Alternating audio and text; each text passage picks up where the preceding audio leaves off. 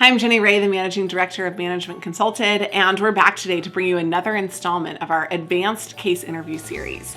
In particular today, we're talking about BCG, and we're pulling back the veil to help identify what some of the secret sauce is behind BCG-specific interviews. A lot of times, you are going to be preparing for multiple types of interviews at the same time, so what we're trying to do is, just for the top firms, unveil a little bit about what happens behind the scenes and makes the interviews different from each other so that you can make sure you tailor your approach.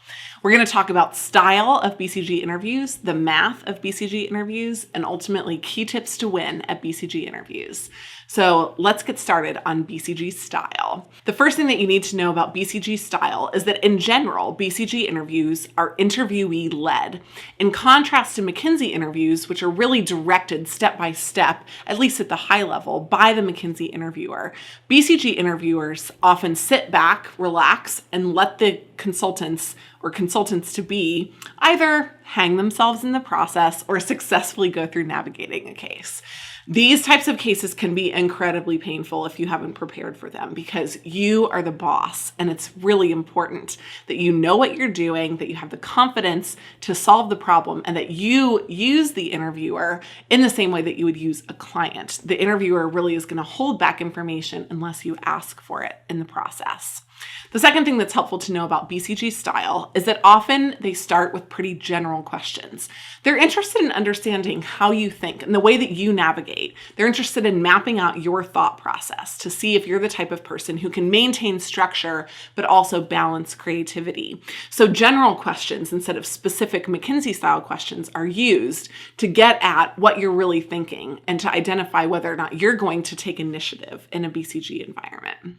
The third thing that's important to know is that BCG emphasizes creative and non-standard case questions.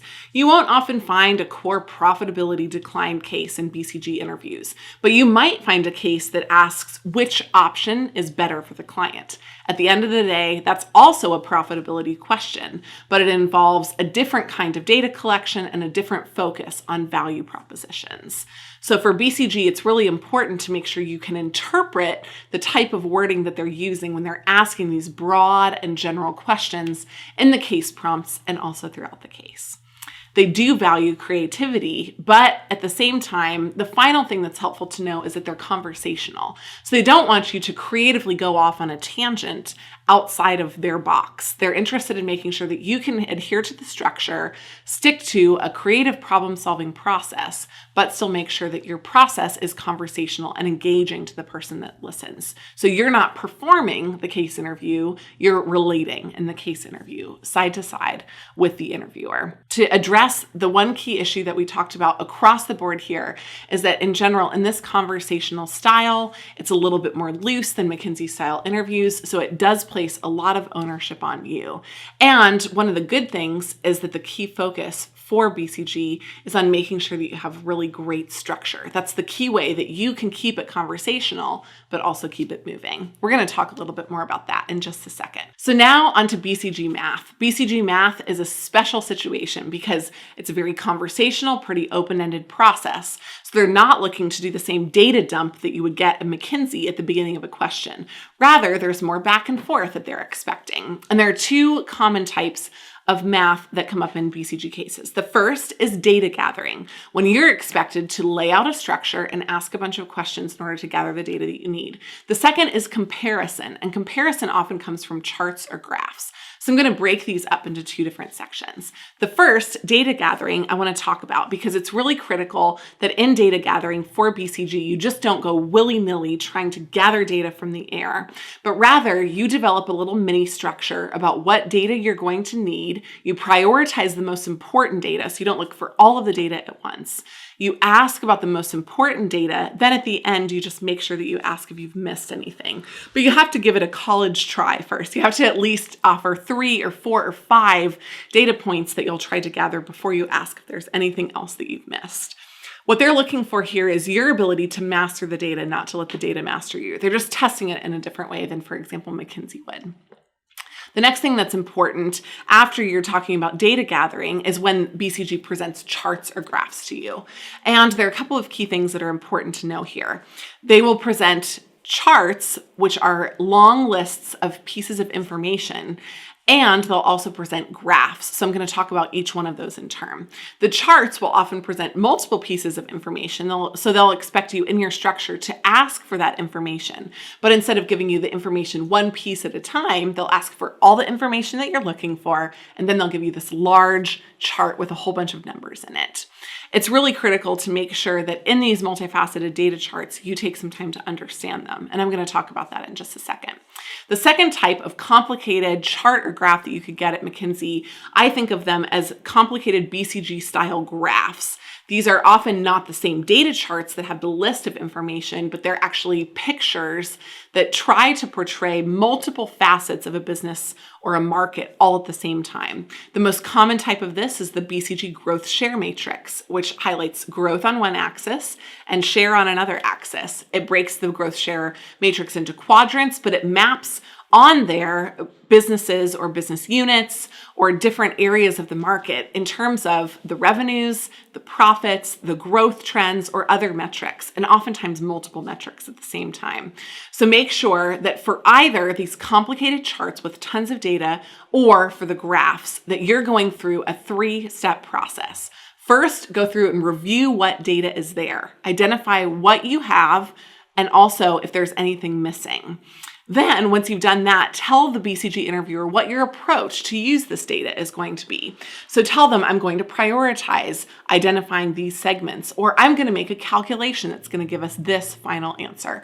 Tell them what you're doing next with the data. And then finally, manipulate the data in a way that you need to gather insights out of it. That 3-step process will be a lifesaver because otherwise it's super easy to get into the weeds, drown a little bit, sputter, come back up, and have wasted a lot of time in the process of solving BCG math.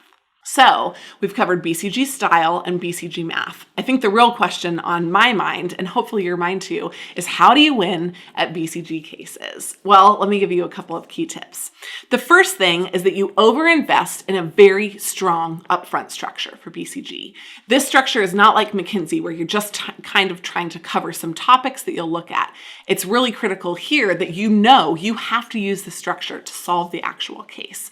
This is one of the reasons why I recommend when I'm working with clients that we start with BCG style cases, even if they're not planning to interview with BCG, because it really helps give you the initiative to focus on a great upfront structure at the beginning of the case. The second thing that's helpful to know is make sure you use a clear 2-level structure so that you don't miss key issues. So not only do you have to work through your high-level structure, but if you can actually overinvest in that early structure and make it 2 levels, you're going to have not only the areas that you want to look at, but specific data that you'll be looking for at the beginning of the case, which will really expedite your problem-solving process as you go through the BCG case. The next thing that's important to know is that you've got to prioritize the most important issues in your structure. I mentioned earlier that BCG really values creativity. They don't want to hear a common profitability framework that starts with prices and volumes if fixed costs are the key issue in the case. So make sure that you reconstruct whatever frameworks you're using, mix and match them, do whatever you need to do, and start with whatever the most important bucket is. Because for BCG, you're not going to have all the time in the world to casually look at all of the areas you want to. You're going to have to focus on the most important things first, and then later spend any extra time going back and looking at iterations or different scenarios. The fourth thing that's critical to know about BCG is that you want to talk constantly, but don't waste time. You need to move on when you need to move on. So what I mean by this is that you're constantly talking and leading the person through the case. You're leading the whole case from beginning to end. But that doesn't mean that you should just ramble on and talk about something and explore an issue until it's absolutely dead and dead and dead 7 times. You want to make sure that because you're leading the case, you're really managing the time clock and you're going through the process from beginning to end super clearly. And then finally, for BCG case interviews, the most important thing to understand is how to handle transitions from one section to another. For each transition, you want to just quickly review where you are because you're leading the case and assess where you want to go next. So make sure that the interviewer can follow along with you and you don't just say, great, moving on, here we go. So at the end of every piece that you look at, you can say, look, it looks like competitors aren't a key issue in this market. So let's go ahead to my next bucket, which is customers. And there we're going to identify X, Y, and Z. It just consistently gives a sense of structure in a case that could feel highly unstructured otherwise. Hopefully this has helped you really understand how to win at BCG interviews using the style, the math, and some key tips. We hope that you've enjoyed the video, and if you have more questions about BCG interviews, we've got a ton of resources, including our Consulting Interview Bible and some free articles on the web at managementconsulted.com.